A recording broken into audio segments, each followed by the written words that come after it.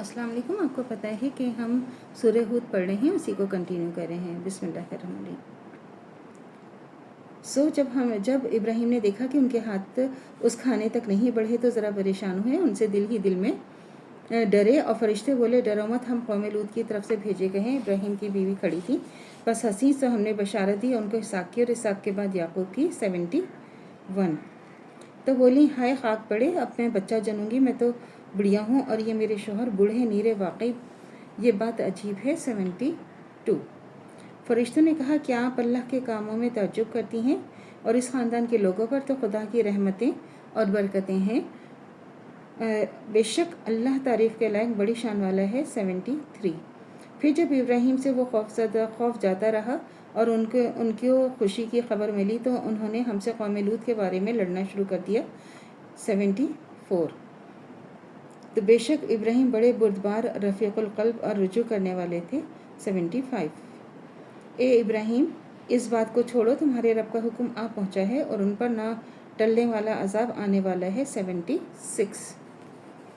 और जब हमारे फरिश्ते लूत के पास आए तो लूत उनकी वजह से मग़मूम हुए और उनके सबब तंगदिल हुए और कहा, आज का दिन बहुत भारी है। 77। और उनकी कौम उनके पास दौड़ती हुई आई, वो पहले ही से नामुनासिब हरकतें करती रहती थी। लूत ने कहा, ए मेरी कौम, ये मेरी बेटियां हैं, ये तुम्हारे लिए बहुत अच्छी हैं, सो अल्लाह से डरो और मेरे मेहमानों में मुझे जलील ना करो। तो क्या तुम में कोई भी माकूल आदमी नहीं है। 78। वो कहने लगे, आपको मालूम है कि हमको तुम्हारी बेटियों की ज़रूरत नहीं और आपको तो मालूम है जो हमारा मतलब है। 79। लूत अलैहिस्सलाम ने कहा, काश मैं तुम पर गालिब व ज़ोर आवर होता या किसी मजबूत पाई की पनाह लेता। 80। फरिश्ते कहने लगे, ए लूत, हम तो आपके रब के भेजे हुए हैं, ये आप तक नहीं आ सकेंगे, सो आप रात के किसी हिस्से में अपने अहले खाना को लेकर चलिए और तुम में से कोई पीछे की तरफ मुड़कर ना देखे, मगर आपकी बीवी ना जाएगी, इस पर भी वही आफत आने वाली है जो दूसरों पर आने वाली है। उनके वादे का वक्त सुबह का वक्त है, क्या सुबह करीब नहीं है। 81।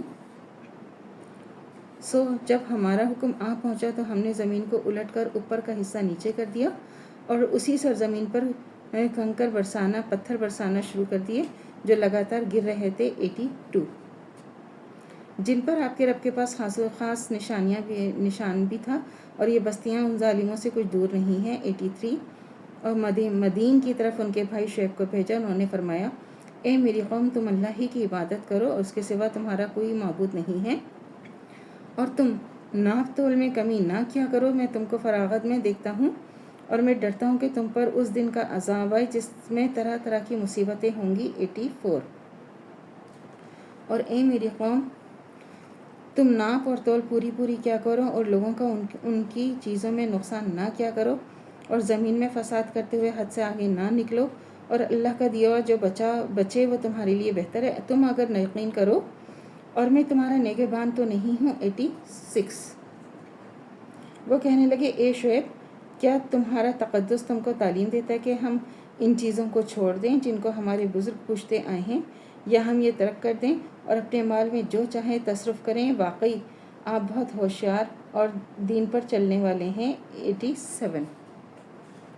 उन्होंने कहा कि ए कौम, देखो तो अगर मैं अपने परवरदिगार की तरफ से रोशन दलील पर हूँ, उसने मुझे नेक रोज़ी दी, तो क्या उनके ख़िलाफ़ करूँगा।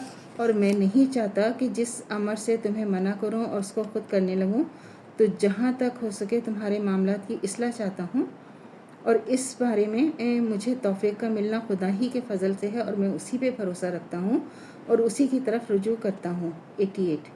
तो अल्लाह से दुआ करनी चाहिए जो हमारे ईमान है मज़ीदन तो कायम दायम रहे, ख़ात्मा बिल खैर ईमान पर हो। इजाज़त दीजिए। अल्लाह हाफ़िज़। मेरे चैनल को लाइक कीजिए, शेयर कीजिए, सब्सक्राइब कीजिए। शुक्रिया।